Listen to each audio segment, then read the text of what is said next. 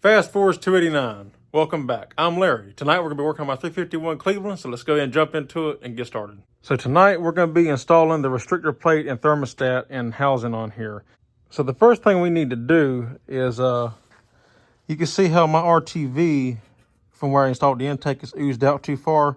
And this is also part of prepping the block for paint, is we're going to trim this RTV seal here off. I'm going to trim it off nice and neat and flat to make it look more, first of all, neat, and then also to give room to bolt this down. So I already did the back, and you can see this is the look I'm kind of going for. I just want to make it look nice and neat. Just take a razor blade and trim it real clean, and then it just makes it look a whole lot nicer. Even though this is the back, you won't see it, obviously. It still just gives it a nicer, cleaner look. First step that I always do is I will stuff a paper towel down in the distributor hole and the thermostat hole. And this is so then as I'm trimming it, no pieces of RTV fall down into the block. So you want to make sure you have a really good new sharp razor blade for this, because you want to create as fine of a cut as possible. And I will cut flat along the intake here. You don't want to go at an angle, because you don't want to cut into it to where it could possibly leak. I just cut flat against the intake like so in the block.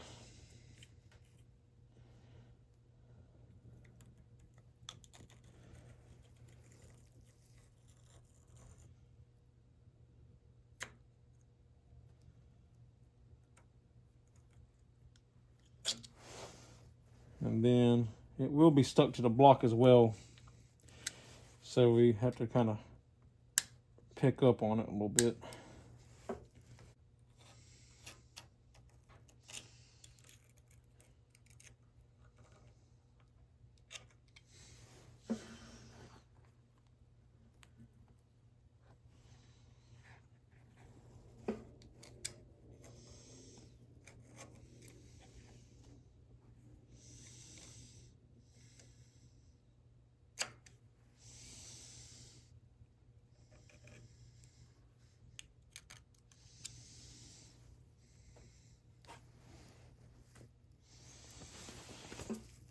Another good thing about trimming this is, I don't know if you saw it, but that RTV is still kind of wet because we had to use such a big glob to seal that gap in there.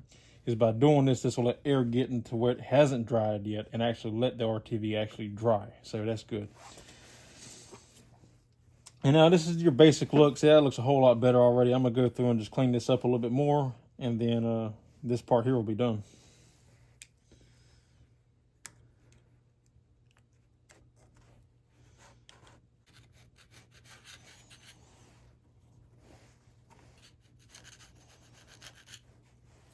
Okay, once that's done, we can take our rag and just kind of go along and wipe it. And just clean up that edge, and it will be nice and smooth looking. Okay, so this is the finished look, and it looks pretty nice, I think. So that cleaned up really nice. And once it's painted, it'll really, really look good. It'll really blend in then. So now we can go and pull this out, because we're going to install the thermostat, because I'm going to paint the thermostat and everything installed on the block, just like Ford would have done it, you know.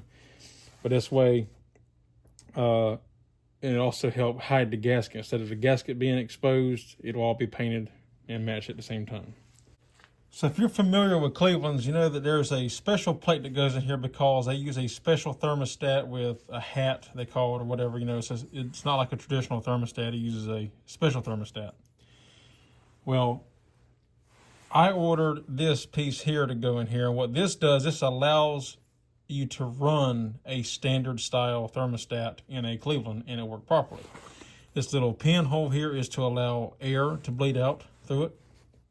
And we're just going to install this. So there's no special need, you know, you don't need to put no RTV or no sealant on here. It kind of just presses down in this recess here. And so how I'm going to do is we're just going to stick this down in the hole and line it up, and it should kind of just press down in there. I'm going to get me a socket that's the same size and lightly tap it in there. And of course, this is the kind of thermostat that I'm talking about being able to use now. So what I'm going to do is just keep checking. I mean, technically, because I think it's not quite sitting down flat all the way. I don't know if it's just that tight. But the good thing is, I mean, if I can't get it to seat exactly, but as long as it don't come off, and as long as this will sit flat, which it does, it sits down all the way, then that's really all that's mainly important. And it can't come out with this in here because it's so close. You can't really see it down in there, but unless you peek and try to look through the crack, I can see it kind of. But as long as it doesn't move out of that hole, then that's the main thing. Because I got it flat on one side, but it's like right here on the very back edge is not quite down all the way. And I don't want to keep hammering on it too hard and end up bending that bracket, or that plate, I mean.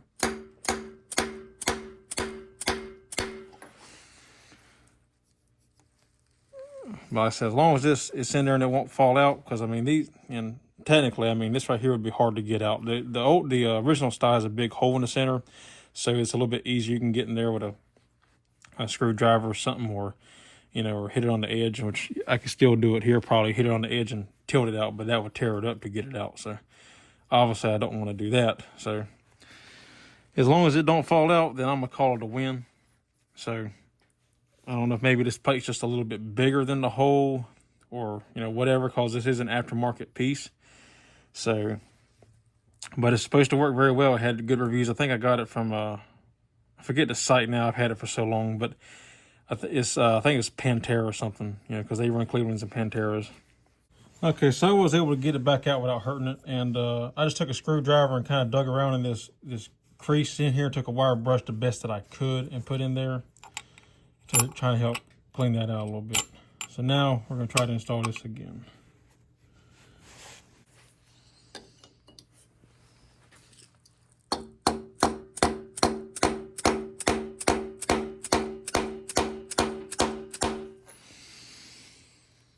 For some reason, like I can always get one side, but I can't seem to get the other for some reason. It's a really tight fit in there. Okay, so I finally got it installed. It's still a little bit low on this side, so it's not exactly 100% flush in here, but it ain't coming out. This thing is, I had to kind of hammer it in there pretty good. Like I didn't mess it up or anything. It's still flat. It still looks good, and it'll still work and serve the purpose. So,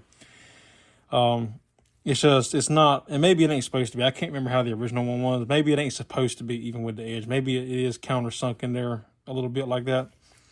But like I said, this has a little bit further down, but then it's flush on the other side up here. So it's flush here and kind of a little bit further down. So it's a little bit cocked in there, a little bit at an angle, but for the most part, flat. So, and we have plenty of room to put the thermostat in. It's not going to interfere with that at all. So, and there's actually more room in here with this than I actually initially thought there was. So, because you can look through the temperature sending unit hole and see how much of a gap you got. So it's actually pretty good.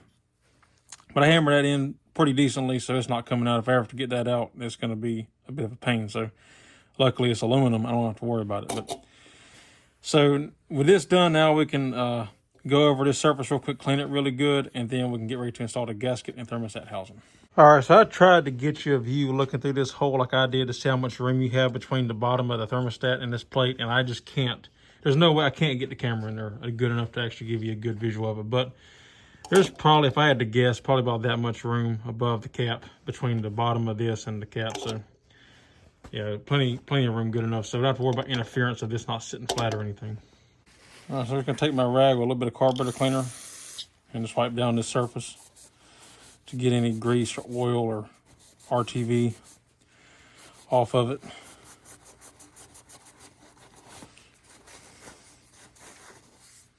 Just to put more RTV on it. So, and clean out this groove as best we can.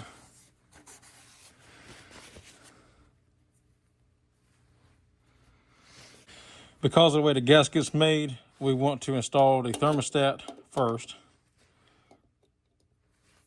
and then the gasket. And the reason for that is because you can see how the gasket overlaps the thermostat.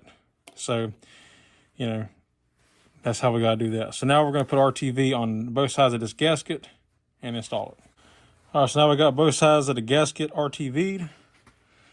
So now we can just plop this down. You don't need much, just a light coating.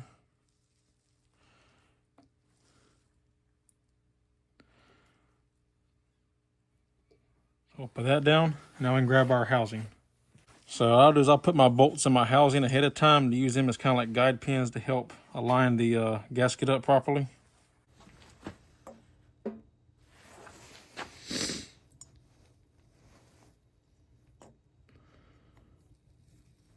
And that'll keep the gasket from moving as we go to install this.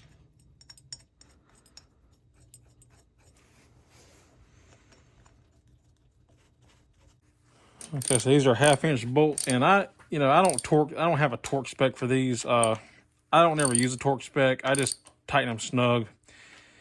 Obviously, you don't want to strip it out or anything, but just good and snug. You don't need to crank down on it super hard. Just, give a little bump like that. And that's tight. That's not going anywhere now. Well, that is installed, and I went ahead in advance and put my pipe plugs in here with Teflon tape, so they're good. They're sealed off. And what I like about this is because this is for a 351 modified and 400 truck, which works perfect because I'm putting it in my 76 Ford truck. So, and the Cleveland is the same as a 400 modified, pretty much. So it works perfect. So I can put this in here, and then I got this pipe plugs. It looks good. I like it. And if I ever want to put some kind of attachment or whatever in there, I can. I originally had thought about putting my aftermarket temperature gauge in here, but I'm not going to do that. I would rather put it here in the water pump because I'm going to have my thermostat or my temperature sensor here, and then the aftermarket temperature gauge here. And so then this can be plugged off, and it makes it look cleaner. So that's installed, and even though it's hard to mess up, you can look down in here and make sure your thermostat's sitting flat, or put your finger down here and feel for it kind of. But one of the things I love about how Ford engineered the Cleveland family engines is the fact that it's flat. It's not that stupid design that the 302s and Windsors have where it's on the front of the intake and you got to like glue the thermostat in and put the gasket on and wait for it to set up and then hold it and hope it don't fall out and start to bolt. That weren't really, in my opinion, a great design on Ford's part. But this, I love this. You just drop it straight down and pop the housing on there and you're good to go. So yeah, that is a done deal. That looks good. Okay, so we have one more thing left to install that I almost forgot about, and that is the water inlet tube here. So it just slides in here, but what I'm going to do is, it is a press fit, but I'm going to put me just a coating of RTV around here and then hammer it in, and then we'll wipe away the excess. So that'll kind of help seal it, and then it'll be a press fit. So where I think I ordered this from Tim Meyer, I think, but that's the order number. But anyway, this is what it is. It's a water bypass, and I got the 5/8, and it's 2.5 inches long. Okay, so I just put a coating of RTV around here, and I always wipe off the very ends. That way, just as I'm driving in, none accidentally gets pushed up inside. So, with that being clean, we're going to drive this in. And when I get ready to paint the engine, I'll just tape this off.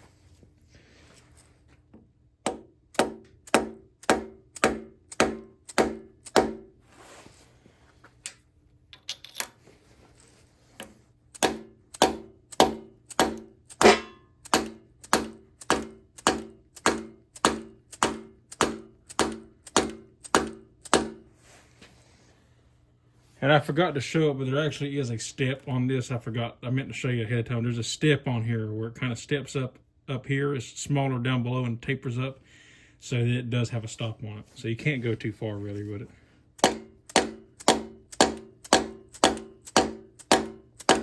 And that right there is bottomed out. And that's perfect. And I just use this extension. It slides down perfectly in there and hammers. And this is a nice thick steel, so it's not going to bend it or flare. And if it does flare it just a little bit, it's not a big deal because it'll just make the hose tighter. There we go. And then when I get ready to paint it, I'll just tape this up. Yeah, that's beautiful. We didn't even get any RTV outside the edge, so that's good. Nothing to clean up. That's perfect, just like it is. All right, and here's a final look at it being installed. So now we are good to go.